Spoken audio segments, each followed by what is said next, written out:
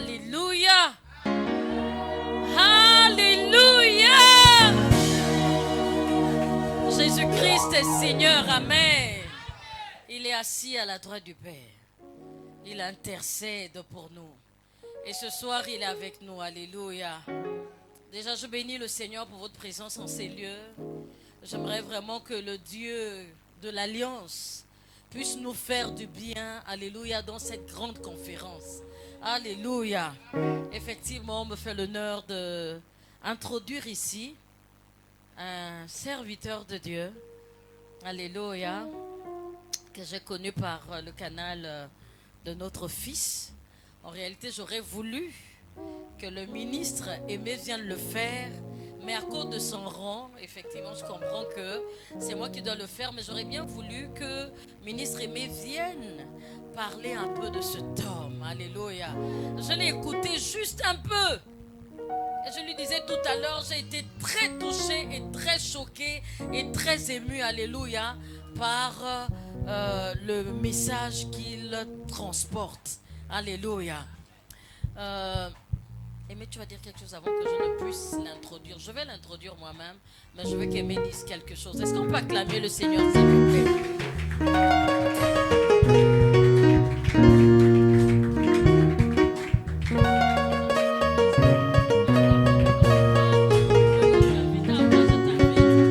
Alléluia. Aujourd'hui, je vais l'introduire tout à l'heure, mais j'aimerais qu'il parle de l'orateur qui va intervenir demain avant qu'il ne puisse monter sur l'estrade. Amen. Alléluia, shalom à tous.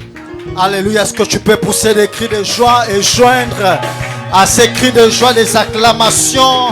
Alléluia, alléluia. C'est atypique ces moments. Voilà pourquoi vous vous rendez compte qu'on fait entorse un peu à la religion, à la coutume, de faire en sorte que celui qui est censé intervenir doit présenter celui qui doit venir demain. Je vais vous donner un avant-goût parce que ce que vous allez écouter demain sera plus fort que ce que vous allez écouter aujourd'hui. Amen. Alléluia. Nous avons la grâce de recevoir en début de cette année, pendant que j'étais en déplacement, je crois qu'il y a eu une veillée de prière ici et un serviteur de Dieu a libéré sur cette estrade que cette année vous allez recevoir les nations. Et celui qui vient, bien qu'il soit gabonais, il a eu la grâce, l'un des premiers Gabonais à implanter une église hors du Gabon, notamment dans une localité anglophone. Alléluia. Amen. Alléluia. Notamment au Rwanda. Et son église s'appelle Expérience. Alléluia. Il a une grâce particulière, il a une grâce doctorale. Et j'aimerais que l'on honore, bien aimé, le serviteur de Dieu, le pasteur Facel, comme il a des églises Expérience. Alléluia. Alléluia. Il est venu avec sa délégation et ce sont ses fils. Et Dieu nous donne la grâce ce soir d'être visités par lui. Alléluia. Que Dieu te bénisse encore, homme de Dieu. Merci d'avoir honoré. Il n'a pas hésité lorsqu'on a pu rentrer en contact avec lui. Que Dieu te bénisse vraiment. Alléluia. Amen. Maintenant, je vais l'inviter, moi. Le ministre Aimé. Alléluia. J'aimerais parler du ministre Aimé. Et nous allons rester sur l'estrade. Le ministre Aimé est en même temps mon beau-fils. Mais ce n'est pas parce qu'il est mon beau-fils. J'apprécie ce que Dieu fait dans sa vie. Amen. Vous savez, j'aime... Est-ce qu'on peut acclamer le Seigneur?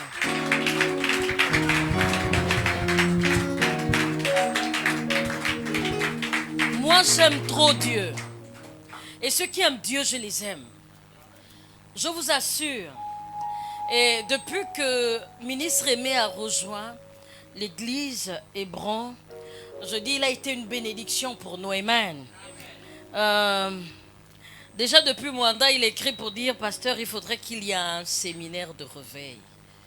Et là, sur le coup, nous disons oui. Nous disons oui parce que nous connaissons la personne. Alléluia. Nous disons oui parce que c'est un fils. Alléluia. Nous disons oui parce que c'est un serviteur. Alléluia. Nous disons oui parce que c'est un sacrificateur. Alléluia. Et je veux le présenter sur cette estrade. C'est le pasteur Martial qui devait le faire en tant que père. Mais je vais faire en tant que père aussi parce que je pense qu'il n'y a pas trop de père, mère et tout, voilà. Je vais le faire ce matin tout en vous disant que le Seigneur va se manifester pleinement ce soir dans sa vie. Alléluia. Le manteau que nous portons se repose sur lui ce matin, ce soir. Alléluia. Ma prière est que le Dieu des cieux, celui-là qui a dit ouvre la bouche, quand tu l'ouvriras, je mettrai des paroles. Il va mettre des paroles pour ta vie ce soir dans sa bouche. Le Seigneur met des paroles de révélation ce soir au nom de Jésus. Mais encore je viens le couvrir. Et je dis, toute âme forgée contre lui est nulle et sans effet. Au nom puissant de Jésus, que la révélation de la parole, que les profondeurs de la parole, j'ai envie de dire que les très profondeurs de la parole se manifestent pleinement. Que l'onction qu'il y a dans ce lieu te couvre et que tu te manifestes puissamment par le Saint-Esprit. Au nom de Jésus-Christ de Nazareth, j'ai prié. Amen. Est-ce qu'on peut acclamer le Seigneur? Alléluia.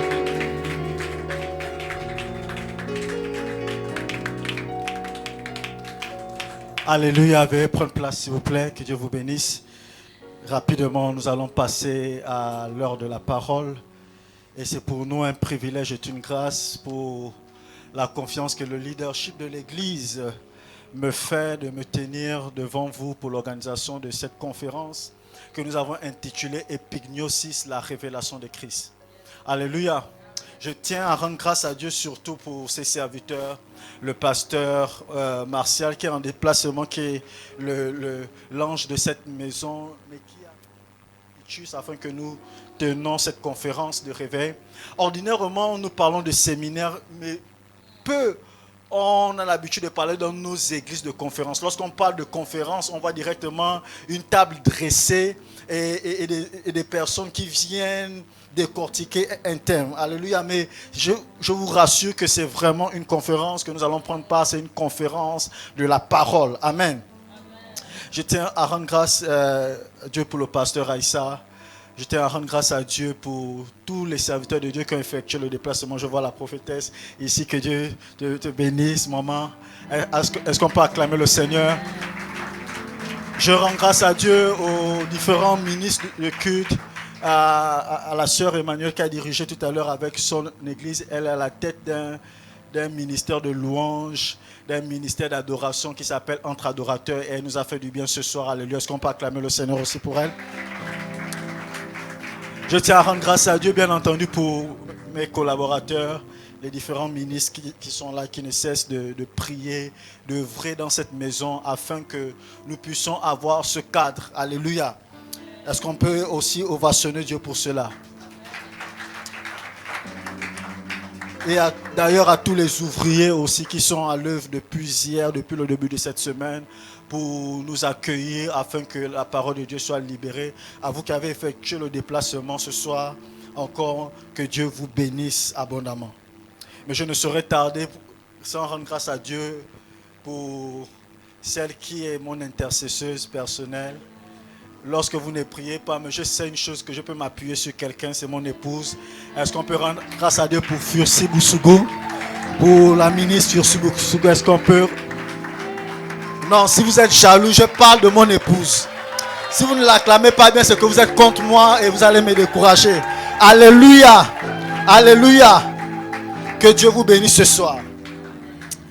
Bien-aimés, nous sommes dans une ère où on parle beaucoup de connaissances. Alors que nous sommes à l'ère de l'intelligence artificielle, où l'intelligence artificielle vient supplanter complètement l'intelligence humaine, au point où on peut se retrouver dans chaque milieu avec des éléments où, même lorsque tu as besoin de rassembler, pour ceux qui font des soutenances, aujourd'hui, tu peux avoir accès à plusieurs ouvrages à travers l'intelligence artificielle. Aujourd'hui, l'homme a pu mettre en place un outil qui permet à ce que la connaissance puisse être développée. la connaissance puisse devenir un élément démocratique. On est arrivé à un siècle où la connaissance est devenue, on va dire, vulgaire. Parce que celui aujourd'hui dans ce siècle qui décide de ne pas connaître va se retrouver aux oubliettes. Alléluia. Voilà pourquoi même dans l'église, là je nous parle du dehors, dans l'église aujourd'hui la connaissance devient indispensable. Et voilà pourquoi nous avons intitulé cette conférence de réveil Epignosis, la révélation de Christ. C'est un mot assez savant, certes, pour les personnes qui me contactaient, mais c'est assez simple parce que c'est contenu dans les Écritures. Et celui qui va intervenir demain va mieux scruter ce thème. Voilà pourquoi le modérateur a parlé de Jean-Baptiste et je crois que ce soir, je fais partie aussi de Jean-Baptiste ce soir. Alléluia. Alléluia. Et donc, la problématique que nous voulons discuter ce soir, sinon durant ce séminaire, nous voulons poser, durant cette conférence, merci, nous voulons poser un problème lié à l'ignorance spirituelle. Le cœur même de cette conférence, nous allons traiter de la question de l'ignorance spirituelle. Donc si tu ne comprends rien de cette thématique dont nous parlons d'épignosis, sache que le but, en tant que bon thérapeute, en tant que bon enseignant, c'est de nous amener à sortir de l'ignorance spirituelle. Nous avons la prétention, nous avons la grâce pendant quelques jours de traiter une question assez centrale qui est l'ignorance spirituelle. Et bien aimé, malgré les problèmes, malgré les activités que l'Église met en place, malgré les programmes spirituels, malgré les structures de formation, mais là on se rend compte que l'Église, les chrétiens de ce siècle, les disciples de ce siècle manquent de révélation. Malgré tout ce que l'on peut mettre en place comme activité dans le but d'apporter la connaissance de Christ, on se rend compte de plus en plus, on est livré à l'ignorance spirituelle. Et d'ailleurs, vous voyez sur les réseaux sociaux, c'est une guerre de connaissances. Les réseaux sociaux, c'est une guerre de connaissances. C'est celui qui connaît qui s'impose. C'est celui qui connaît qu'on écoute. Je ne vous apprends rien. Lorsque ceux qui sont sur Facebook, et même des chrétiens, ceux qui sont nés de nouveau, ils adulent quelqu'un que je n'ai pas envie de citer son nom, parce qu'il est très sage. En griffe, il a une certaine connaissance. Il peut se mettre à débattre avec n'importe qui. Et malheureusement, il humilie même ceux qui ont Jésus sur des plateaux de télévision. Vous connaissez de qui je parle? Parce que c'est la connaissance qui fait la différence. Et le but de cette conférence, bien aimé, c'est de nous emmener véritablement à la connaissance de Christ. Pas juste à venir à l'église, pas juste à fréquenter les programmes, pas juste à venir comme un simple religieux, mais réellement à rentrer au contact de ce Christ. Alléluia. Et la problématique Osée 4, est-ce qu'on peut aller rapidement à partir du verset 1? L'une des choses que le prophète Osée, ça n'a pas commencé aujourd'hui, il n'est pas né avec l'église Hébron, cette problématique. Mais Osée 4, il dit, écoutez la parole de l'Éternel, enfants d'Israël. Car l'Éternel a un procès avec les habitants du pays. L'Éternel met en procès les habitants du pays, les habitants de Libreville. Quand nous sommes dans cette conférence, l'Éternel décide de nous mettre en procès face à quoi? À cause de quoi? Il dit, les habitants, parce qu'il n'y a point de vérité. Premièrement, point de miséricorde. Dans d'autres versions, on dit point d'amour. Et il dit point de connaissance de Dieu dans le pays. Aïe! Le Seigneur décide de nous emmener en procès parce qu'il se rend compte que les chrétiens, bien qu'ils soient nés de nouveau, mais ils sont ignorants de Dieu. Bien aimé, comment vous vous rendez compte que Dieu décide depuis Osée de nous emmener en procès devant lui-même, parce qu'il se rend compte qu'on manque de connaissance, on manque de connaissance de Dieu. Il dit je vous mets en procès, lui-même il parle. Il dit je mets en procès parce que je me rends compte que vous ne connaissez pas, je me rends compte que vous parlez en langue, mais vous ne me connaissez pas. Je me rends compte que vous chantez, mais vous ne me connaissez pas. Je me rends compte que vous évangélisez, mais vous ne me connaissez pas. Venez un peu devant moi. Je vais vous juger. Et à partir du verset 6, le verset que nous connaissons bien, et que nous avons l'habitude de réciter, voilà pourquoi je commençais depuis le verset 1. Pour vous dire le contexte ici, c'est que Dieu nous livre en procès. Et à la fin de cette conférence, on sera jugé coupable ou on sera jugé acquitté. Il y a deux catégories de personnes qui sortiront au sortir de cette conférence. Donc le verset 6, que le texte que nous connaissons le mieux, il dit: mon peuple est détruit parce qu'il lui manque quoi? La connaissance. Il se rend compte le problème, pasteur Farcel, c'est pas qu'il n'y a pas de bons pasteurs. C'est pas parce qu'il n'y a pas de bons leaders. C'est pas parce qu'il n'y a pas de bonnes structures, pasteur. Mais c'est parce que le peuple manque de connaissance. Mais la connaissance n'est pas relative à une personne. La connaissance est rattachée à l'ensemble des sacrifices qu'on décide de faire pour connaître Dieu. Alléluia. Alléluia. Est-ce qu'on peut recevoir l'un de mes mentors, le pasteur Alvin et son épouse? Alléluia. Ils me font la grâce ce soir de nous honorer. Alléluia.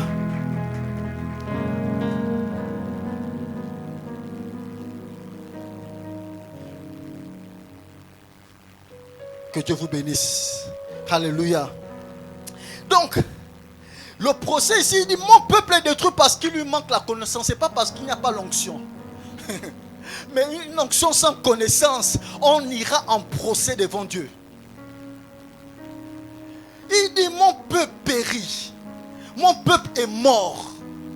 Quand bien tu joues un instrument, mais si tu n'as pas la connaissance théorique.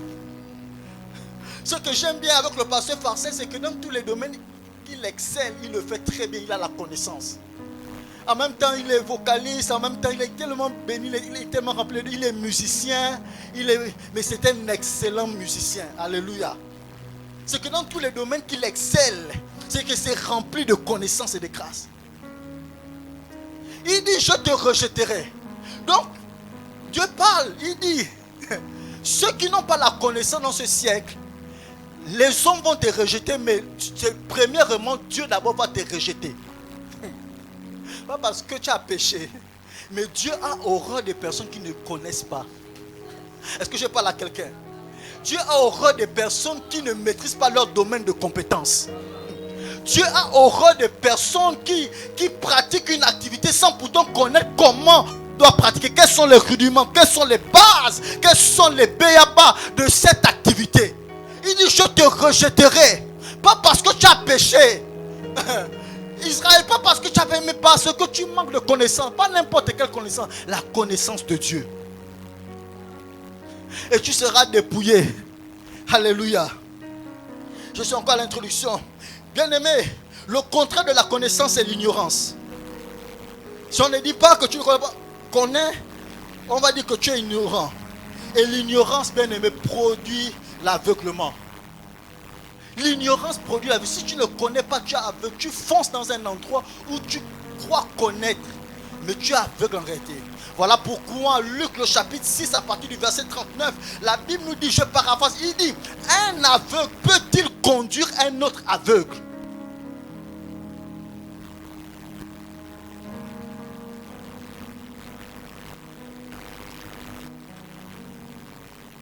Alléluia.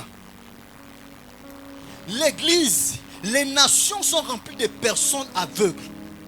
Pas parce qu'elles ont les yeux percés, mais vous allez le comprendre. Et ce texte, Jésus dit ici, il dit: est-ce qu'un aveugle peut-il conduire un autre aveugle? Non. Beaucoup marchent avec Jésus, bien aimé. Beaucoup viennent à l'église. Beaucoup fréquentent des ministères. Beaucoup sont dans des regroupements, mais ils sont aveugles. Parce qu'ils ne connaissent pas Christ, ils ne reconnaissent pas Christ. Et Luc le chapitre 24, la Bible nous parle des chrétiens d'Emmaüs. La Bible nous dit, le verset 16, la Bible nous dit par exemple, des chrétiens d'Emmaüs, alors qu'ils étaient en train de marcher, la Bible dit que Jésus fait irruption. pendant qu'ils sont dans une conversation, pendant qu'ils sont là par exemple, vous ne vous imaginez pas, Jésus apparaît.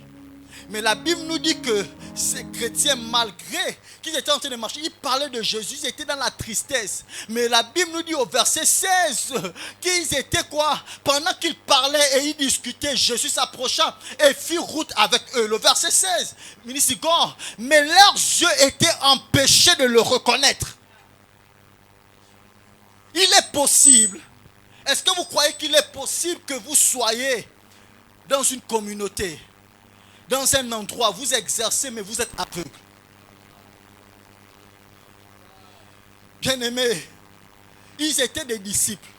On ne parle pas de n'importe qui, on ne parle pas de nous chrétiens du 21e siècle qui blaguons avec la foi. On parle des personnes qui ont goûté à Jésus, qui ont marché avec Jésus. Ils marchent, Jésus fait irruption, mais la Bible dit leurs yeux empêchaient de voir. Comme quoi, l'un des éléments que Dieu veut traiter dans ce siècle, c'est traiter nos yeux. Ça n'a pas commencé avec de Maïs, ça a commencé lorsqu'il se révèle à Jérémie. Il se rend compte, il pose la question à Jérémie. Vois-tu, est-ce que tu vois bien? Mais comment tu me dis? Comment tu te révèles à Maïs? Est-ce que tu me dis, est-ce que tu vois? Vois-tu, mais ça veut dire que nous avons un problème, Dieu. Pas Dieu physique, mais Dieu spirituel, pour discerner les temps dans lesquels nous sommes. Bien-aimé, Saul de Tarse était confronté à la même situation.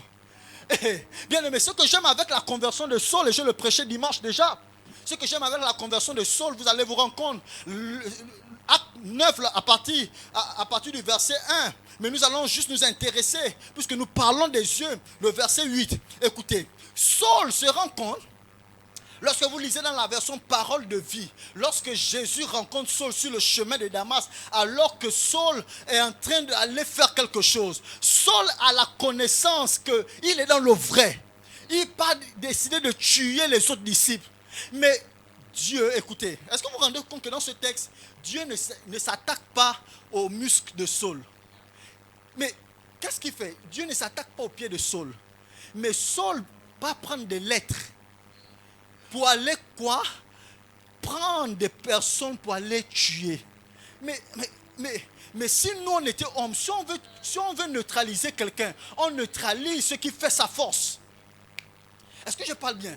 J'ai dit, si quelqu'un, nous qui sommes hommes, si on veut neutraliser quelqu'un, on va neutraliser que la personne à partir des éléments qui font sa force. Si moi on veut me tuer, si on veut m'avoir, on va commencer à toucher mon épouse pour que je réagisse. Si on veut toucher quelqu'un, une partie de ma vie, on va toucher l'élément qui fait ma force. Mais donc, qu'est-ce qui faisait la force de Paul? C'était donc ses yeux.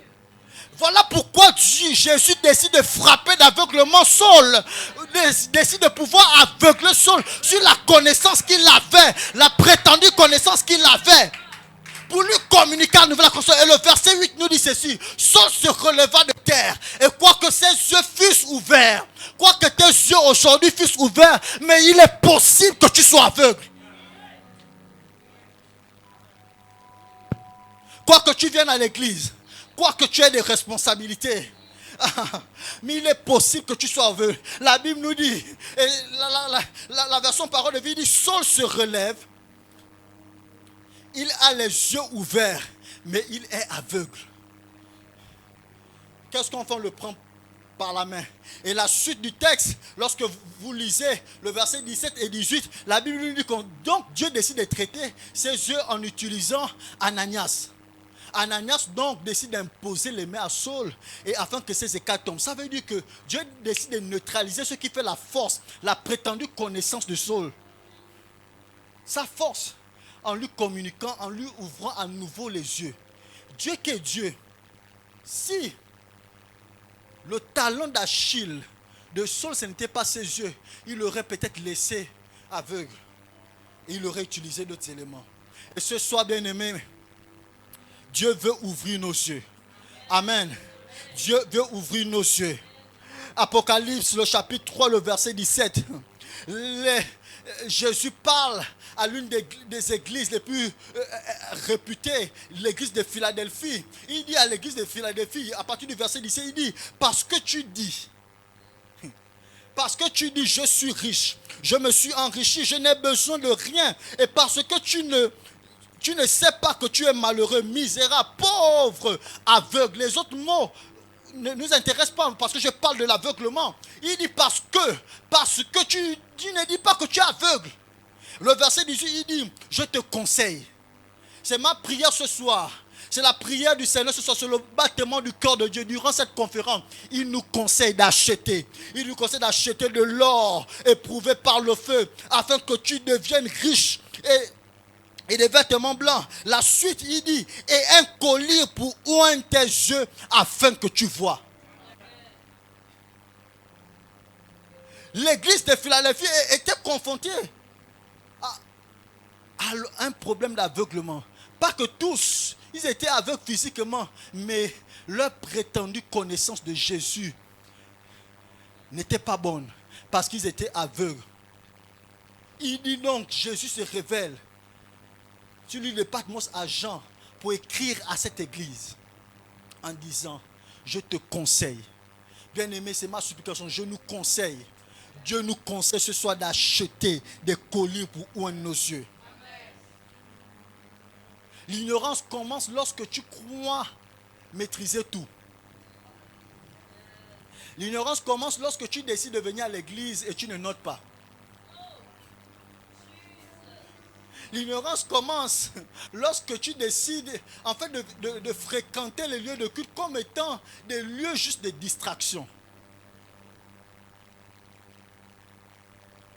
Sans pourtant noter ce que le Seigneur veut nous dire. Alléluia.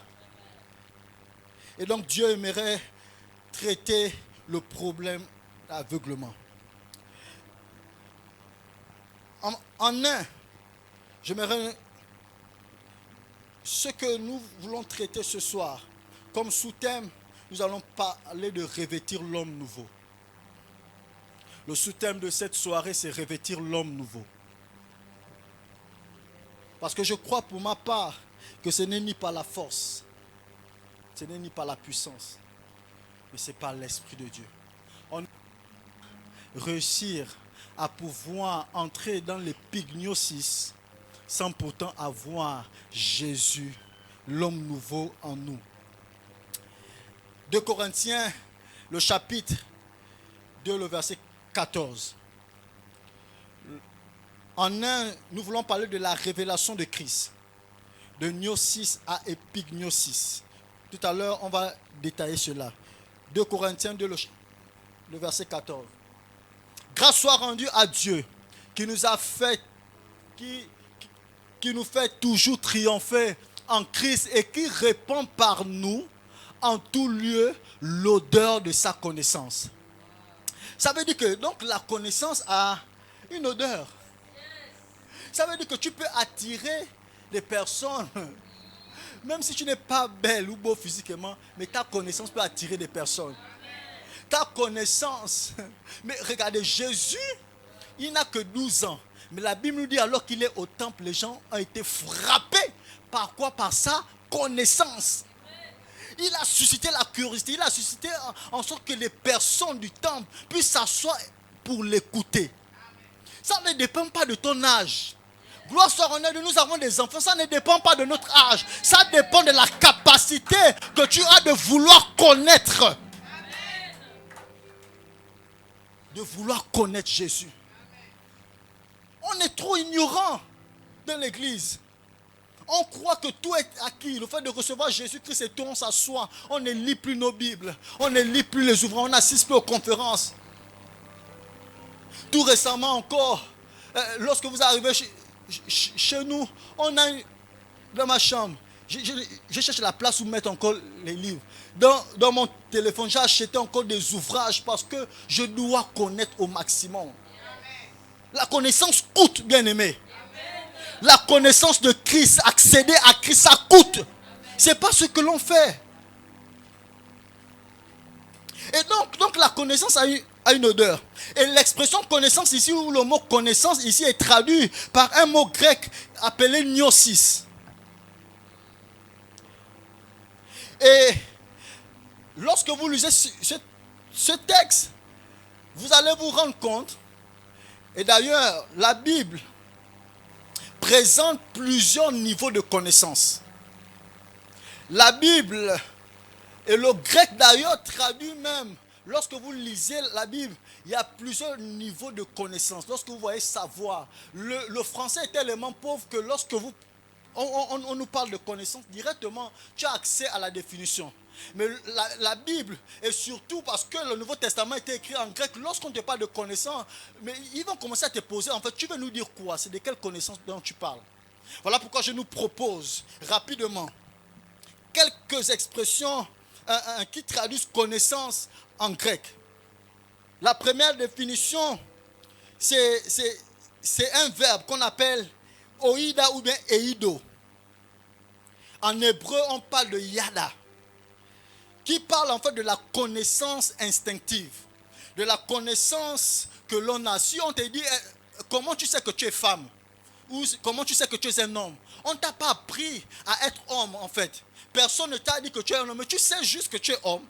C'est ça en fait, les Grecs traduisent en fait eido ou oïda en fait, comme cette connaissance instinctive, cette connaissance qui est innée, sans pourtant que quelqu'un ne puisse te l'avoir dit, mais tu sais. Oïda. Et d'ailleurs même, yada, lorsque la Bible parle de Genèse, par exemple 3, le verset 7, la Bible dit, ils connurent qu'ils étaient nus. Mais lorsque vous lisez ce texte de Genèse, la Bible dit, il connut. Et Dieu pose la question, mais qui vous a dit? Parce que Dieu s'étonne. Mais il a créé des êtres qui connaissent des choses qu'il n'a pas enseignées. Je ne sais pas à qui je parle. Ce siècle, en fait, il y a des capacités que Dieu a mis en nous, des connaissances que Dieu a mis en nous, qu'on ne t'a pas enseigné, qu'on ne t'a pas appris, qui n'est jamais monté dans ton cœur, mais tu connais seulement. Oïda. Et c'est cette expression que nous avons dans ce texte. Dans 1 Corinthiens, dans 1 Corinthiens, le chapitre 8, le verset 1, on parle de la même chose. Cette connaissance qui a attrait à l'habileté. Tu ne sais pas comment tu as appris à jouer au piano, mais tu te rends un bon matin sans regarder les tutos sur YouTube, mais tu te mets à jouer au piano. C'est oïda. Ou bien eido ou yada.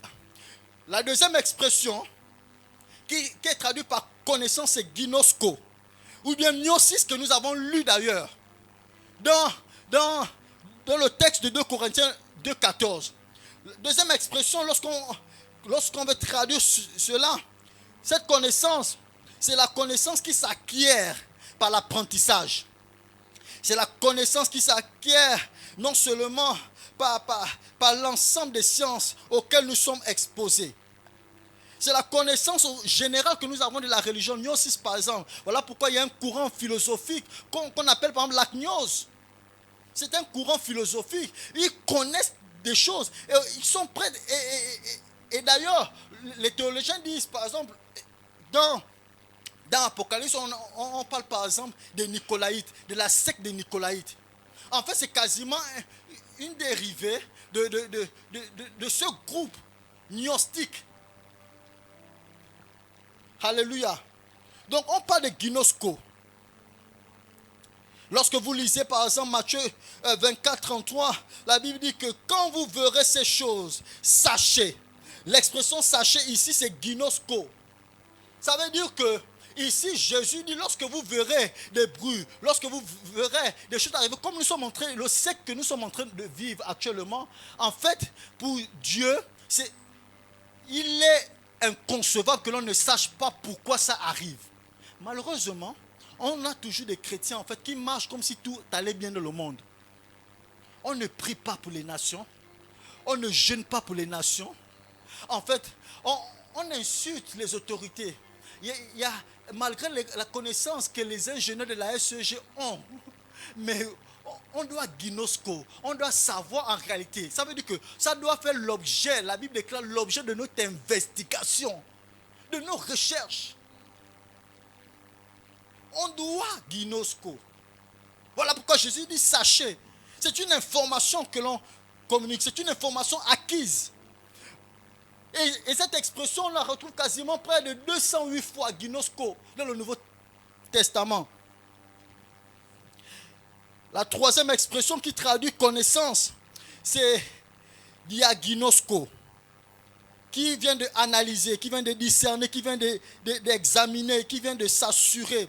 Exactement. Et d'ailleurs, pour les médecins, pour le docteur Alvin qui est là, lorsque les personnes vont en consultation, en fait, ils font du diagnostic parce qu'ils décident de diagnostiquer. Parce que ça a été l'expression a été tirée, diagnostic là, a été tirée de ces éléments. C'est un autre niveau de connaissance qui ne consiste pas seulement à lire, mais c'est un niveau de connaissance qui permet de pouvoir aller plus loin que ce que nous avons eu comme connaissance, comme simple connaissance.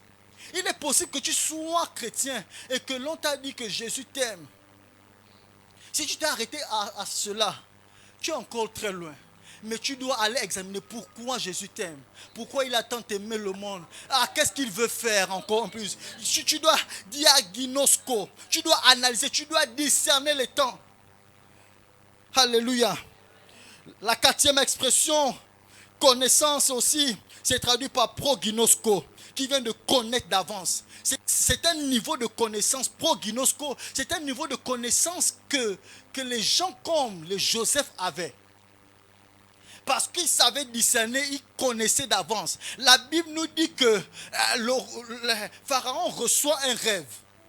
Et dans ce rêve-là, il se met à chercher des savants dans toute la cité. Mais il se rend compte que personne ne soit capable de pouvoir interpréter ce rêve. Mais il y avait quelqu'un qui avait le proginosko, qui avait une connaissance d'avant, qui avait la capacité de pouvoir interpréter les saisons. Interpréter les saisons. Donc, il fallait qu'il mette en place quelque chose.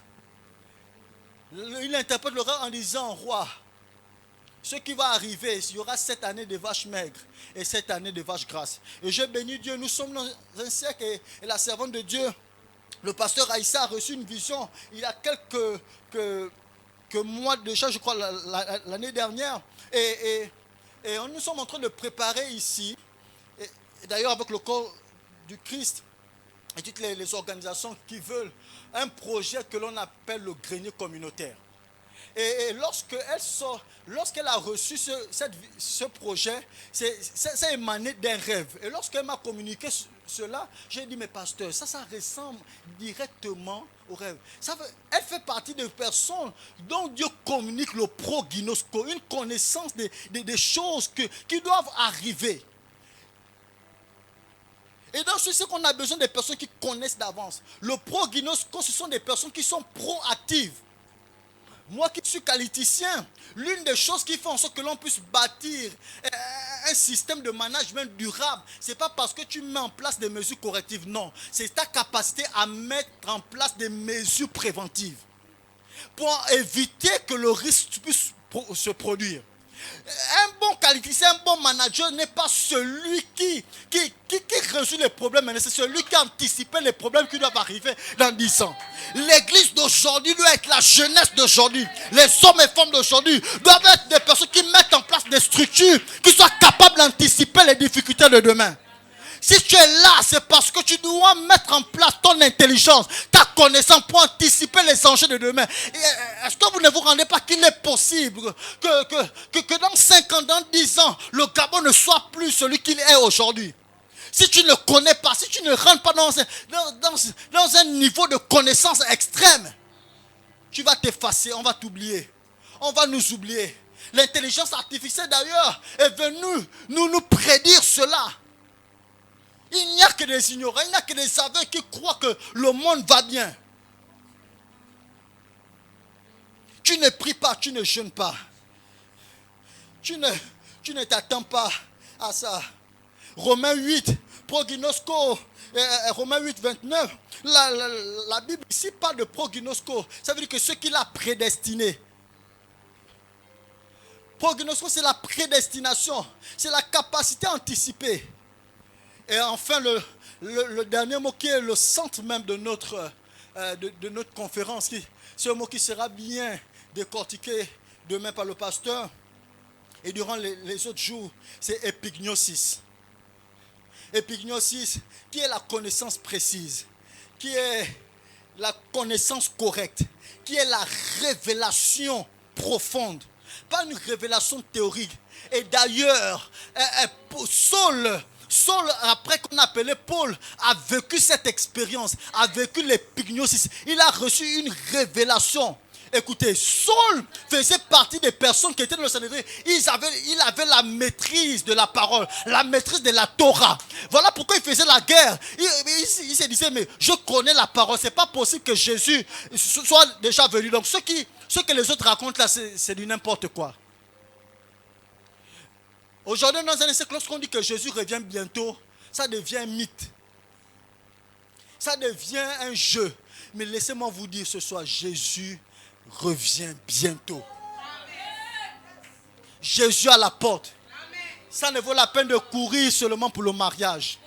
Ça ne vaut la peine de courir seulement pour le travail. Ça ne vaut la peine de courir seulement pour les biens. Mais il faut que tu cherches Jésus. Il faut que tu aies une révélation de Christ. Une véritable révélation. L'église est faible aujourd'hui parce que les gens n'ont pas la révélation de Christ.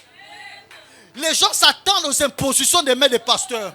Ils attendent que le pasteur médite pour eux. Ils crachent le verset. Ils disent Amen. Mais ils ne cherchent pas plus. Les chrétiens qui vont survivre dans ce siècle, ce sont ceux-là qui auront une révélation de Christ. Qui vont vivre les pygnosis de Christ. Bien-aimés, les temps sont difficiles. Romains 1, le verset 8 nous dit ceci. Romains 1, le verset 8. Je rends d'abord grâce à mon Dieu par Jésus-Christ au sujet de vous tous, de ce que votre foi est renommée dans le monde entier.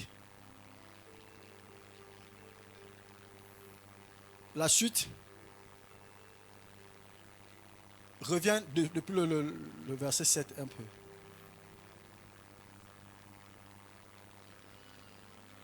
Ok, je crois que dans mes notes, prends Colossiens 1:9.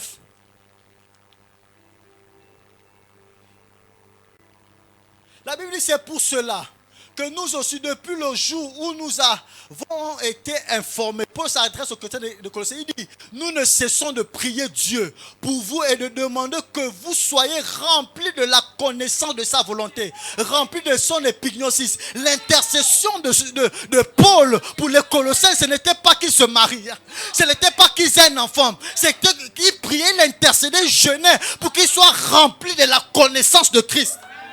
Aujourd'hui, lorsqu'on vient voir un pasteur, ce n'est pas pour dire que, pasteur, j'ai lu un verset. Est-ce que tu peux m'expliquer cela? Aujourd'hui, lorsqu'on vient un pasteur, parce que on vient voir le pasteur en disant, j'ai été poursuivi dans mon rêve.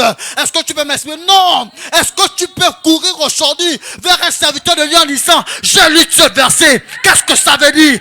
Quelle est la volonté de Dieu derrière ça? Et Paul s'est même intercédé pour les Colossiens. Comme nous aujourd'hui, nous intercédons pour l'église du Gabon en disant, Seigneur Jésus, remplis-nous de la connaissance de Dieu. Remplis-nous de sa volonté. Remplis-nous de toute sagesse et d'intelligence spirituelle. Bien-aimés, l'épignosis, ce n'est pas entendre parler de Christ, mais c'est vivre, le connaître intimement. Ce n'est pas juste une simple lecture, ce n'est pas juste venir, mais c'est de vivre Christ. Et la Bible déclare dans Jean le chapitre 17, le verset 3, l'un des fondements de la vie chrétienne. Jésus, alors qu'il est à la fin de son magistère, Jésus fait une prière aussi. Il fait une intercession. Jean 17, qu'on appelle la prière sacerdotale. Il dit, en fait, ma prière, il dit, Jean 17, 3, ministre Igor, il dit, dans cette prière, 3, il dit, or la vie éternelle, c'est qu'ils te connaissent. Toi, le seul vrai Dieu est celui que tu as envoyé, Jésus. Il ne dit pas que la vie éternelle est basée sur ce que vous m'avez vu faire, sur les miracles que vous avez vus. Jésus là, vous savez, les dernières paroles d'un défunt sont assez capitales. Lorsqu'un défunt, là c'est Jésus là, à la fin de son magistère, parce que là il nous reste environ 3 chapitres avant la crucifixion et la résurrection. Donc il fait la prière sacerdotale. Il dit, en disant la vie éternelle. Ça veut dire tout ce que je vous ai dit depuis le début là. Oh, la parole. En fait, la conclusion de toute chose là. La vie éternelle là, c'est tout simplement, c'est que vous connaissez Dieu et Jésus-Christ. La vie éternelle, ce n'est pas venir à l'église, s'asseoir. La vie éternelle, ce n'est pas dire que tu pries dans ta maison et tu crois que c'est ça la vie éternelle. En disant nous tous, nous sommes sauvés. Bien aimé, les gens nous mentent. La vie éternelle, c'est que l'on connaisse le seul vrai Dieu. La vie éternelle, c'est que l'on soit au contact du seul vrai Dieu. Et l'expression ici, connaissance, c'est ginosko. Comme nous l'avons vu, ginosko, la vie éternelle. La vie éternelle, c'est ginosko. La vie éternelle, c'est la recherche de Dieu. Et nous avons traduit ginosko comme étant une recherche.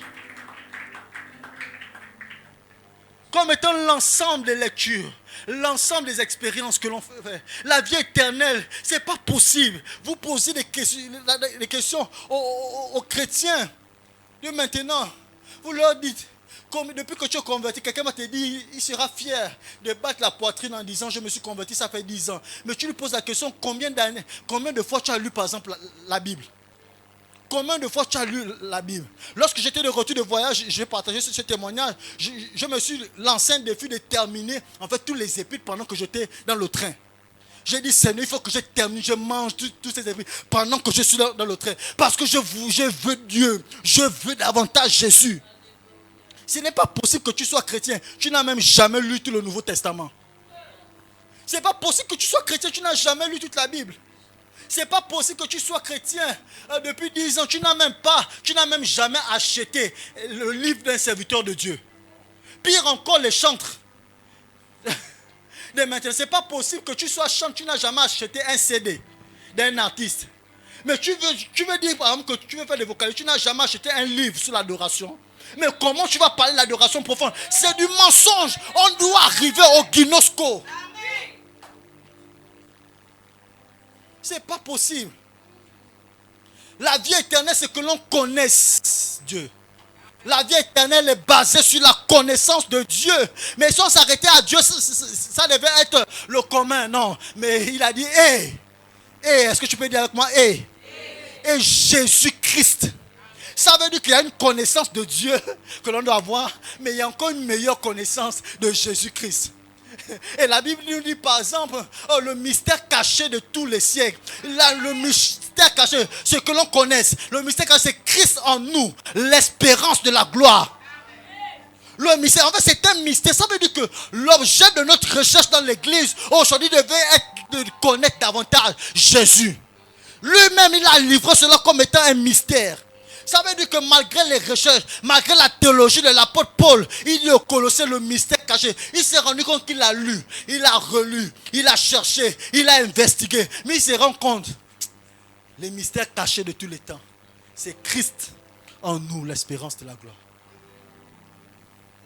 Bien-aimés, on a une église faible parce qu'on ne base plus notre connaissance sur la vérité, sur Dieu. On ne cherche plus. Et l'expression ginosko aussi. En fait, cette expression, les Juifs utilisaient aussi lorsqu'ils parlaient d'une intimité, d'un rapport. La Bible dit dans Genèse, le chapitre 4, le verset 1, la Bible dit Adam connut Ève. En fait, le connu ici, c'est yada, qui s'est traduit aussi par ginosko en grec. Ça veut dire que le connaître, ça veut dire que lorsque tu rentres en intimité, avec mon épouse, ça veut dire que je suis en train de ginosko. Je suis en train de vouloir être intime. Ça veut dire que la connaissance de Jésus, c'est une dimension de relation intime que l'on doit avoir avec lui. Ce n'est pas une relation partielle. Ce n'est pas une relation du dimanche. Ce n'est pas une relation du lundi. Ce n'est pas ta philosophie que tu as. Ce n'est pas juste les quelques versets que tu récites. Mais c'est une intimité. Tu ne peux pas dire que tu connais quelqu'un l'intime si tu n'as pas une relation avec lui. Matthieu 1, le verset 25. Le même texte, lorsque vous lisez, la Bible dit que il ne l'a connu jusqu'à ce qu'elle eût enfanté. Connu ici, c'est traduit par ginosko. Ou bien par gnosis. Ça veut dire que En fait, parce qu'ils n'est pas rentré en intimité avec eux, ils ne sont pas allés dans le lieu secret là pour vouloir faire un enfant. La Bible dit qu'ils n'ont pas eu d'enfant. Tu veux enfanter des nations. Tu as reçu une vision. Tu veux enfanter des mariages, mais tu ne rentres pas en intimité. Quel est le domaine à ce moment lorsque tu es en train de parler? Quel est le domaine que tu veux, que tu soupires, sans pourtant vouloir rentrer en intimité avec Dieu? Tu ne peux pas posséder ce pourquoi tu ne rentres pas en intimité avec celui qui est capable de te donner cela. Est-ce que je parle bien ce soir?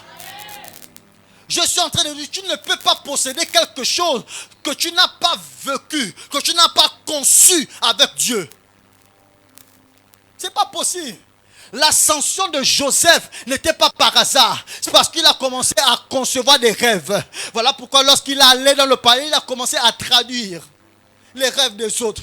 Les chansons, le panétier. Il a commencé à aller dans le palais. Ce que tu n'as pas exercé dans le secret, tu ne l'auras pas en public. Ce que tu n'as pas payé le prix dans la recherche, dans le savoir en secret, tu ne l'auras jamais en public. Voilà pourquoi il y a trop de personnes artificielles. Il y a trop de personnes légères. Il y a trop de personnes qui veulent usurper des titres. Parce qu'ils n'ont plus le temps de payer le prix dans la recherche, dans la connaissance. C'est une intimité profonde. Donc Dieu ne veut pas que tu connaisses Christ de loin, que tu connaisses Christ à distance. Il veut que tu le connaisses intimement. Dieu veut que nous le connaissions intimement. Dieu veut que nous possédions la vie éternelle. Donc la vie éternelle est reliée à notre connaissance que nous avons de lui. Et que même si tu décides de te sanctifier en griffe, tu dis que tu te sanctifies, tu ne forniques plus, tu ne bois plus, tu ne fais plus. Mais tant que tu ne connais pas pourquoi tu le fais, tu n'as pas la vie éternelle. Je redis ça autrement. Écoutez, nous ne sommes pas les seuls dans les églises charismatiques, pentecôtistes, qui avons décidé de ne plus boire, qui avons décidé de ne plus fumer, parce que dehors, il y a des personnes pieuses. Il y a des personnes qui font ça mieux que nous. Mais aussi longtemps que tu te mets à faire quelque chose sans pourtant avoir la révélation de cette chose, tu n'as pas droit à la vie éternelle. Donc la vie éternelle, c'est pas ça, c'est pas ça. Que Dieu nous ouvre les yeux. Deuxièmement, nous voulons parler de l'aveuglement spirituel, l'ennemi de la révélation. L'aveuglement spirituel, l'ennemi de la révélation. 2 Corinthiens, le chapitre 4, le verset 6. La Bible déclare, je parle le texte, la Bible, Dieu a fait briller la lumière pour faire resplendir la connaissance de Christ. 2 Corinthiens 4, 6. Donc Dieu a ginosko, Dieu a accordé aux chrétiens de Corinthe la lumière. Ça veut dire que tant qu'il n'y a pas la lumière, parce que l'ignorance est symbolisée comme ténèbres, lorsque Dieu veut apporter la connaissance, il commence à illuminer ton esprit. Il commence à allumer quelque chose en toi. Aussi longtemps que la lumière de Christ est éteinte en toi, tu n'auras jamais part à la connaissance. Lorsque Dieu veut nous sortir des ténèbres, veut nous sortir de l'ignorance, il commence à allumer la lumière en toi. Il commence à illuminer ton esprit. Voilà pourquoi nous avons préparé cette conférence, pour qu'en nous, la lumière de Christ soit présente. Même si ce sont des messages que tu as déjà écoutés. C'est ça la différence avec la révélation. C'est ça la différence avec le Réma et le Logos. La Bible dit que ta parole est une lampe à mes pieds, une lumière sur mon sentier. Et il dit, la révélation de ta parole donne quoi? De l'intelligence au quoi? Au simple. J'aime l'expression là parce que si c'était arrêté seulement, la révélation de ta parole donne de l'intelligence. Mais il dit à qui? À des personnes simples. À des personnes humbles. Tant que tu viens dans l'église en ayant la prétention que tu connais, tu es capable de contredire le pasteur, tu es capable de contredire le frère en Christ, tu n'auras jamais droit à la connaissance. Parce que la révélation de la parole, l'épignosis s'active lorsque tu commences à être simple. Lorsque tu commences à vouloir recevoir la parole venant de tout le monde, pourvu que tu sais. Voilà pourquoi le pasteur Albert ici, c'est quelqu'un que nous avons beaucoup apprécié avec mon épouse. Parce qu'à chaque fois que l'on se voit, même si vous l'avez donné un sujet, ce sujet va terminer par un verset biblique. Il ne va jamais, toutes les fois qu'il va vous exhorter sur quelque chose, même si vous l'avez pris de court, il va s'arranger à ce que ça termine par un verset biblique. Il vous appelle, après il va dire la Bible dit. Alléluia. Parce qu'en réalité, c'est la révélation qui donne l'intérêt. Ce n'est pas la philosophie. Ce n'est pas le savoir. Ce n'est pas parce que je parle bien. Ce n'est pas parce que nous avons une belle église. Mais c'est là. Mon souhait, c'est que chacun puisse expérimenter cette révélation. Chacun puisse vivre. Si on veut avoir une église forte aujourd'hui, dans ce 21e siècle, où la connaissance a abondé, mais c'est que chacun de nous puisse expérimenter Christ de manière sincère. L'ignorance, comme je disais, c'est les ténèbres et la révélation, c'est la lumière. Il y a quelque chose qui s'est passé puisqu'on parle de l'aveuglement. Nombre le chapitre 22, le verset 23 à 31. Je vous fixe le contexte rapidement. On n'aura pas besoin forcément de lire. C'est l'histoire du prophète Balaam et de son ânesse. Balaam se retrouve confronté alors qu'il doit aller en guerre. Et l'ange de l'Éternel, la Bible dit, l'ange de l'Éternel se révèle à lui en lui donnant des instructions. Mais il y a une chose qui se passe, c'est que lorsqu'il se lève, il ne fait pas ce que Dieu en réalité a demandé de faire. Et pendant qu'il est en train de marcher pour aller combattre, la Bible nous dit que son ânesse s'est mis à s'interposer, à reculer parce que son ânesse a pu voir. Je vais ouvrir une parenthèse. Voilà pourquoi c'est important aujourd'hui que nous tous nous connaissions. Plus encore, les serviteurs de Dieu connaissent. Parce que ici, le contraire, c'est que l'église aujourd'hui est dirigée par les fidèles au lieu qu'elle soit dirigée par les pasteurs. Ici, on se retrouve dans le contexte d'un berger qui se fait diriger par sa brebis. Parce que tant qu'il y aura une bagarre toujours, tant que le leader ne va pas avoir la révélation et que la brebis va avoir la révélation, il y aura toujours une confrontation. Et ici, l'ânesse, à 3 reprises, voit l'ange. Et Balaam se met à taper sur l'ânesse. Et la Bible dit que Dieu ouvra la bouche de l'ânesse pour qu'il parle. L'ânesse se met à parler. En disant, pourquoi me frappes-tu? Ne suis-je pas l'âne qui te sert depuis longtemps? Et la Bible nous dit par la suite que Dieu ouvra les yeux de Balaam et Balaam tomba face contre terre. C'est l'aveuglement spirituel. Ça veut dire aujourd'hui, il est possible que l'on soit leader et que ceux que l'on dirige peuvent avoir la révélation si nous ne décidons pas de payer le prix. Et c'est un danger lorsque les fidèles ont la révélation plus que le berger. On va se retrouver, on va se mettre à être dans des bagarres, on va se mettre à frapper les fidèles, on va se mettre à discriminer les fidèles. On va se mettre à opérer des choix qui ne n'ont pas Dieu parce qu'on sera comme Balaam.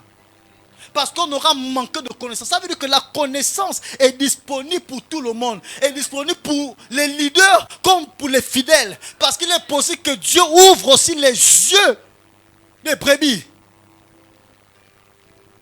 L'ânesse refuse d'avancer parce qu'il a vu Dieu. L'ânesse refuse d'avancer parce que elle a vu l'ange devant. Aujourd'hui, on dicte notre manière de faire, dicte nos prédications. Parce qu'on a vu tel courant, parce qu'on a vu telle activité dans une église. On voudra calquer ça dans notre église. Aujourd'hui, les réseaux sociaux dictent même nos prédications. Aujourd'hui, tout est dicté même par. Mais parce que on perd la véritable intimité que l'on doit avoir avec Dieu. La télévision nous influence, les émotions nous dirigent. Parce qu'on ne t'a pas donné quelque chose, tu vas venir prêcher ça le dimanche. Les émotions nous dirigent. Un chrétien aveugle devient dépendant de l'opinion des autres. Lorsque tu es un chrétien aveugle, tu vas dépendre de la révélation des autres, des opinions des autres. Voilà pourquoi Marc 10 nous dit, il y avait un homme qu'on appelait Bartimée. Alors que Bartimée était aveugle de naissance, la Bible nous dit, alors que Jésus s'est mis à passer, en fait, Bartimée se pose la question, qu'est-ce qui se passe? Donc il demande aux autres. Toutes les fois que tu vas décider de rester aveugle, tu vas dépendre toujours de la révélation des autres. Toutes les fois que tu vas décider de ne pas rentrer dans un niveau supérieur de Dieu, tu vas dépendre des impositions des mains. Tu vas dépendre des révélations. Tu vas dépendre des prophéties. Tu vas dépendre des paroles de connaissance. Tu vas dépendre des ainsi dit l'Éternel ou ainsi parle l'Éternel des autres. Alors que Dieu a besoin de nous parler intimement. Et Bartimée était cet aveugle. Il dépendait des autres. Qu'est-ce qui se passe autour? Marc 10, 46 à 52. La Bible dit qu'il était aveugle, mais il a juste crié jusqu'à voir. Et ce soir, je ne sais pas la motivation avec laquelle tu es arrivé, mais s'il te plaît, est-ce que tu réalises combien de fois tu ne connais pas réellement Christ? Ou le niveau que tu as aujourd'hui, tu ne le maîtrises pas. Tu ne connais pas réellement. Et il y a un frère qui a composé « Mon niveau de prière ne me convient plus. Mon Jésus, fais-moi aller plus loin. Mon niveau de révélation ne me convient plus. Chaque jour, ça doit être notre cantique. Ça doit être notre prière aujourd'hui. Je t'ai expérimenté, tu m'as parlé d'une certaine manière. Mais aujourd'hui, je réalise que je ne te connais pas. Je réalise. Et Jésus discute avec ses disciples. Il commence à dire, il commence à éprouver leur connaissance. Il dit, qui dites-vous que je suis?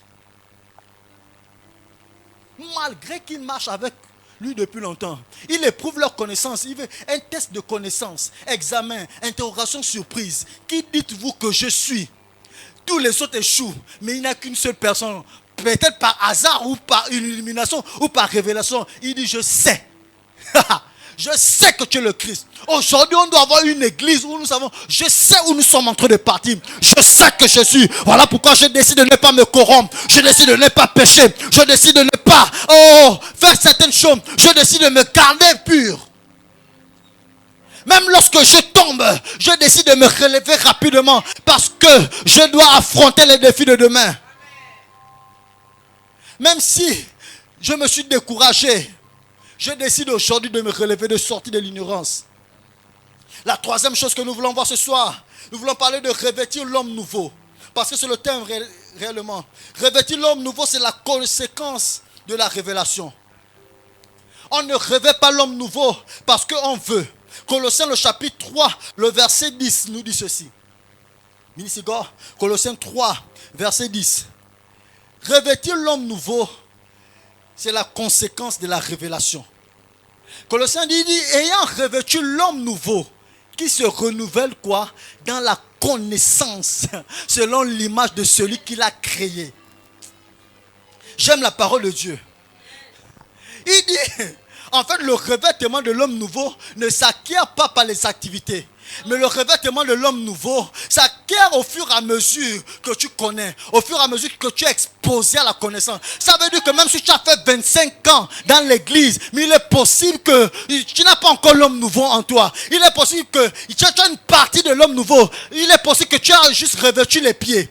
Il est possible que tu as juste revêtu les mains. Il est possible que tu as juste revêtu le casque. Mais tu n'as pas revêtu la cuirasse. Tu n'as pas revêtu l'épée de l'esprit. Tu n'as pas revêtu la ceinture de la foi. Le revêtement de l'homme nouveau s'acquiert par le renouvellement. Dans la connaissance. Voilà pourquoi nous faisons des programmes. Nous faisons des séminaires. Nous avons des réunions de semaine. Pour nous exposer à ce que l'homme nouveau puisse être tabernaclé en nous.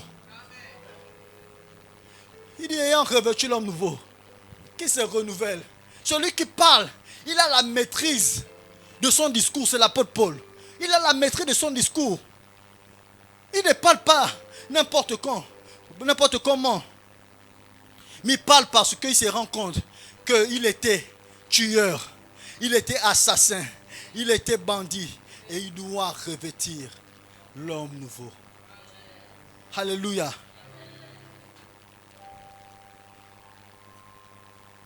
Et de la connaissance ici, l'expression c'est epignosis. On ne change pas par effort ou par multiplication de programmes. On change par révélation. Éphésiens 4,13, la Bible dit jusqu'à la connaissance du Fils de Dieu, jusqu'à ce que nous ayons parvenu à la connaissance du Fils de Dieu. On révèle l'homme nouveau lorsque nous arrivons à parvenir à la connaissance du Fils de Dieu. Plus tu connais Christ, plus tu deviens comme lui. Plus tu te rapproches de Christ, plus tu deviens comme lui. Et 2 Corinthiens 3, verset 18 nous dit, vous tous qui le visage découvert, contemplant comme dans un miroir la gloire du Seigneur, nous sommes transformés par la même manière de gloire en gloire, comme par le Seigneur l'Esprit. Nous tous qui le visage découvert. C'est plus tu te rapproches de lui, plus tu le regardes intensement, plus tu deviens comme lui. Le revêtement de l'homme nouveau qui doit être établi en toi, dépend de ta capacité à contempler Christ. Et nous voulons finir par cela. On ne peut pas parler de revêtir l'homme nouveau si nous ne serons pas capables de nous dépouiller de notre ancien homme. Et Colossiens 2, le verset 11 à 12 nous dit, nous parle du dépouillement du corps et de la chair. Donc le revêtement de l'homme nouveau dépend en réalité de notre capacité à enlever quelque chose. Et ce que j'aime, c'est que la parole de Dieu dit qu'il a mis en nous la pensée de l'éternité. C'est la capacité à savoir des choses que tu dois enlever toi-même sans pourtant qu'on ne te prêche. Pendant que je suis en train de parler, tu n'as pas besoin d'une révélation pour savoir que celui avec qui tu es en ce moment n'est pas ton mari, tu dois te séparer. Ou bien tu dois dire, attends là-bas frère, régularisons là-bas nos choses. L'argent que tu prends dans les caisses, tu dois dire, je dois arrêter ça. Sans révélation, parce qu'en nous, Dieu nous donne la possibilité, en étant exposé à la parole, d'enlever l'homme nouveau. L'homme ancien, pardon. Pour revêtir l'homme nouveau. Tu ne peux pas porter Christ et garder ton ancienne nature. Tu ne peux pas revêtir Christ et garder ton ancienne nature. La nature de voleur, la nature de manque de pardon. C'est toujours toi qui critique, c'est toujours toi qui vole, c'est toujours toi qui ne supporte pas qu'on te parle. C'est toujours toi qui ne supporte pas les frères, qui n'aime pas les frères, qui n'aime pas fréquenter les autres, qui depuis des années, tu as juré que tu ne vas plus visiter tel oncle, tu ne vas plus pardonner à ton père, tu ne vas plus pardonner à ta mère, et tu dis que tu es un homme nouveau, tu es une femme nouvelle. C'est pas possible. Tu ne peux pas dire que tu as revêtu l'homme nouveau et tu ne pardonnes pas, tu n'aimes pas, tu ne pries pas, tu ne t'affectionnes pas aux choses d'en haut. Alléluia. Et ce soir, bien-aimés, le but de ce temps, c'est de nous permettre à ce que Christ puisse être formé en nous. Galates au chapitre 4 nous dit, l'apôtre Paul dit jusqu'à ce que Christ soit formé en vous. Jusqu'à ce que Christ prenne place. Jusqu'à ce que Christ puisse occuper tout l'espace de nos cœurs, de nos pensées, pas une partie. Jusqu'à ce que Christ puisse réellement posséder notre être. L'épignosis, c'est la capacité à nous sortir de l'aveuglement. Et ce que nous voulons, ce que je veux ce soir, bien-aimé, ce que Dieu veut ce soir par-dessus tout, c'est que nos yeux soient ouverts. C'est que l'aveuglement puisse être brisé. L'aveuglement puisse tomber. Ce que Dieu veut faire ce soir pour toi, c'est de te faire entrer dans l'épignosis de Christ, dans la révélation de Christ. C'est qu'il puisse illuminer les yeux de ton cœur afin que tu saches. Et pour finir, tu peux être à l'église et être aveugle. Tu peux être dans un comité et être aveugle. Il est possible que tu peux prier et ne pas connaître Christ. Tu peux aligner des versets bibliques et ne pas connaître Christ. Ce soir, que le Seigneur ouvre nos yeux et mette en nous l'homme nouveau et que Christ soit formé en nous. Que Dieu nous bénisse. Est-ce que tu peux te lever et commencer à prier ce soir? La sopa le gada chapa. Est-ce que tu peux élever ta voix? J'aimerais te donner la possibilité de prier pour toi. Te donner la possibilité de dire, Seigneur, ouvre mes yeux ce soir. Ouvre mes yeux spirituels. Est-ce que tu peux élever ta voix et dire, Seigneur, ouvre mes yeux. Ah, il est possible que tu sois là. Bien que tu marches, bien que tu aies les yeux ouverts, mais que tu sois aveugle. Dis, Seigneur, ouvre mes yeux. Est-ce que tu peux prier? Rabos kapa. Ladour leveresh kapa. Lades kapa. Lades kapa. Oh, il est possible que tu sois longtemps dans l'église et que tu n'as pas sa révélation. Seigneur, ouvre nos yeux. Saint-Esprit, ouvre mes yeux ce soir. Ouvre mes yeux et fais tomber les écailles. Fais tomber les écailles de mes yeux. Afin que je te voie. Afin que je te voie. Afin que je rentre au contact de ta révélation. Rekapalados kapaligava. Radus kepele kadash kapa. Regados kepaliava. Remandolos sopalesh kapa. Rikatos kapaligava. Oh Jésus, viens ouvrir nos yeux. Apporte les colliers. Mets les colliers sur mes yeux. Mets les colliers sur nos yeux. Mets les colliers sur nos yeux. Fais tomber les écailles de nos yeux. Au nom de Jésus. Que les écailles de mes yeux tombent. Que les écailles des yeux de mon frère tombent. Au nom de Jésus. Je déclare sur ta vie. Que les écailles de tes yeux tombent. Est-ce que tu peux prier? Le prochain niveau dépend de ta capacité à bien voir. Oh, continue de prier pour toi. Continue de prier pour tes yeux. Que les écailles de tes yeux tombent maintenant. Que les écailles de tes yeux tombent maintenant. Que les écailles de tes yeux tombent maintenant. Que les écailles de tes yeux tombent maintenant. Que les écailles de tes yeux tombent maintenant. Je le déclare et je le décrète. Au nom de Jésus. Au nom de Jésus. Que les écailles de tes yeux tombent maintenant. Au nom de Jésus. Est-ce que tu peux prier pour tes yeux? Pose tes mains sur tes yeux. Pose tes mains sur tes yeux. Leka, là-bas. Rekatus kaba. Likaba shaba. Regado sopalere. Lekatus eveleba. Radus kepaligada shabane. Rados kopa. Lekatos kabali. Rados kaba. Nous sommes à une conférence de réveil. Nous sommes à une conférence de réveil où le divin décide de rencontrer l'humain. Dieu a décidé de te rencontrer. Dieu a décidé de te faire du bien. Dieu a décidé de guérir ta cécité. Dieu a décidé de guérir ton aveuglement. Dieu a décidé de te sortir de l'obscurité. Les kapas, les shabala, les kapas, les soukata là-bas, reda soupele shaba.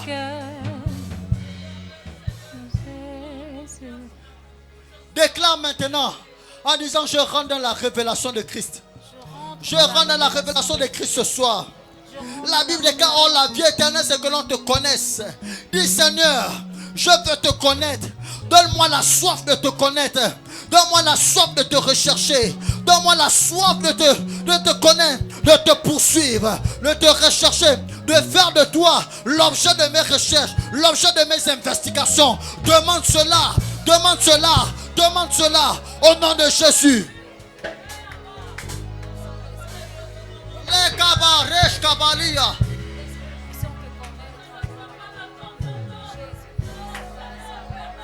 Je veux te connaître. Je veux rentrer dans ta révélation. Je veux faire de mon temps un passe-temps pour te connaître. Je veux te chercher dans la prière. Je veux te chercher dans la parole. Je veux te chercher dans la communion fraternelle. Je veux te chercher dans la fraction du pain. La Bible déclare qu'il persévérait. Il persévérait. Les disciples te cherchaient dans la communion fraternelle, dans la prière, dans la fraction du pain. Non, la connaissance acquiert aussi. Dans la communion fraternelle, dans la fraction du pain. Fais tomber nos écailles. Ah, je veux m'affectionner nos choses spirituelles. Attisons-nous la passion pour ton nom. Esprit de Dieu, tombons ce lieu. Sois le seul maître. Sois le seul maître, feu dévorant. attisons-nous. Déclare-le bien. La passion de te chercher. Que ça brûle en toi. Que ça brûle en toi. Que ça brûle en toi. Que ce soir je déclare que tu ne dormiras pas. Parce que Christ va se révéler à toi. Je déclare que les personnes ne dormiront pas ce soir. Parce que leurs sommeils seront coupés. Dieu veut t'attirer dans la prière. Dieu veut t'attirer dans la parole. Dieu veut t'attirer pour le rechercher. Ce soir tu n'auras pas le sommeil. Parce que Dieu veut t'attirer à lui. La passion. Et par la passion pour ton nom.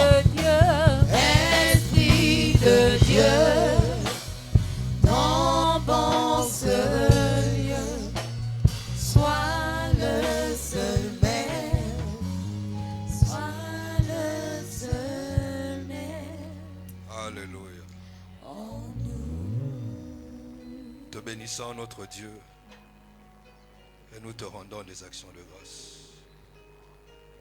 Merci pour ce message plein de lumière qui est venu sur nos ténèbres. Merci parce que tu as ouvert nos yeux ce soir. Et tu nous as encore appris et rappelé ce soir qu'au-delà de ce qu'on savait, il y a plus. Au-delà de ce qu'on avait expérimenté,